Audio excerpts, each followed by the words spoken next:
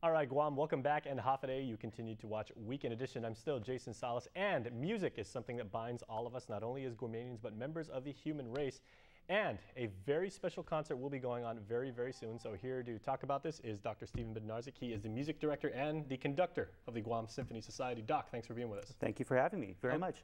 Okay, so your concert coming up, The Sounds of Spring. Obviously, it ties in with the time of year and the Guam Symphony Society. Let's talk about that and the organization a little bit. How many members are they, and how has it grown over the years? Well, we have approximately 45 members in the orchestra and 25 members in the chorale right now. When I first got here, the orchestra had 12 people in it at the time I got here. So things have gotten much better and much bigger since I've been here over the last 10 years. And the concert this Sunday is one of the first kind of pops concerts we've done in a long time. We do a lot of classical music and we do some kind of light pops, but this is exclusively a pops concert. So it's Sunday, April 3rd at 3 p.m. at the Hyatt Grand Ballroom. And it's an interesting program. A pops concert's a little different than a traditional classical concert. It's popular classical music, so we open up with the Star Spangled Banner and Guam Hymn, and then we're going to do a piece by Franz von Suppe called the Light Cavalry Overture. And one of the things you want to do on a pops concert is make sure that everyone recognizes the tunes on the entire concert, even if they don't know the name of it. So like Sousa, I would assume? Yeah, we're going to do the Liberty Bell March at the end of the concert, which is the one that was used by Monty Python in the Flying Circus. That's right. It's one of their theme music.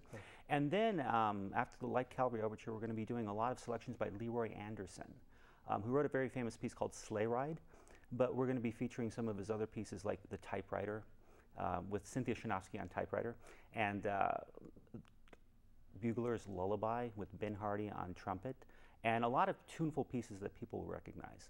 Leroy Anderson was a composer who lived from 1906 to 1975, and his first big hit was something called Blue Tango. And even if you don't know the name, you'll recognize the music. And you know, tunes like The Waltzing Cat and Fiddle Faddle and stuff like that. So that's the first half of the program.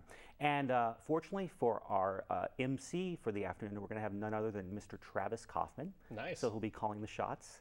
Very good. Good friend of ours. Yes. And then the second half, we have some interesting pieces.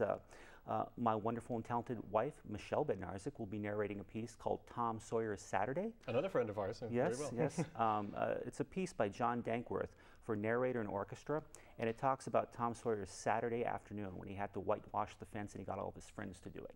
So it's interesting because, you know, there'll be some narration and the orchestra will kind of musically depict what's just been talked about. Kind of like Peter and the Wolf, but it's a little more contemporary. Okay. So some tunes like that. And we're also joined by the Guam Symphony Community Chorale at the end. We're going to be doing a selection of Richard Rodgers tunes, a medley, a tune from the musical Charlie Brown called Happiness, and also the drinking song from Verdi's La Traviata. So it's going to be a fun afternoon of lots of different kinds of music. Assuming some people would gravitate more toward the drinking song for obvious reasons.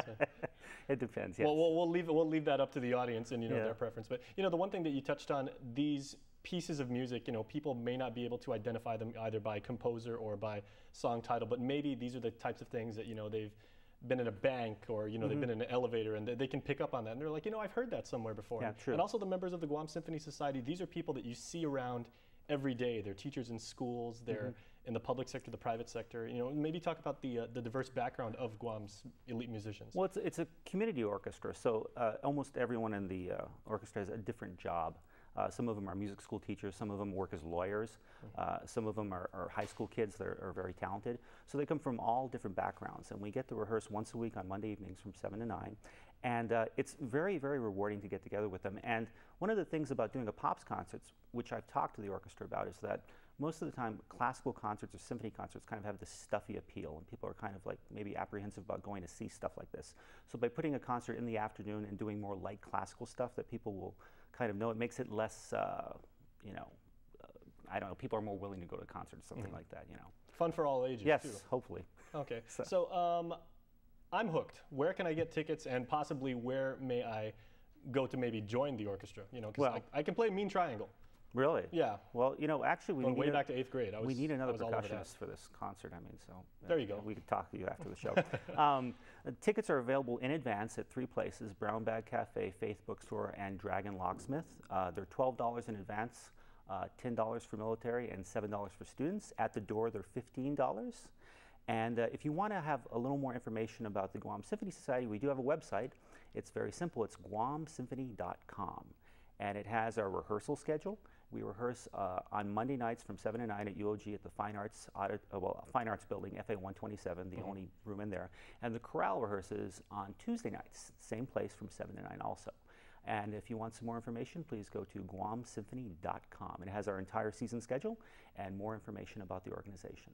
All right, Dr. Bednarzyk, can't wait to hear you guys play. Thank you very much. Really Hope to see you on Sunday. Good. All right.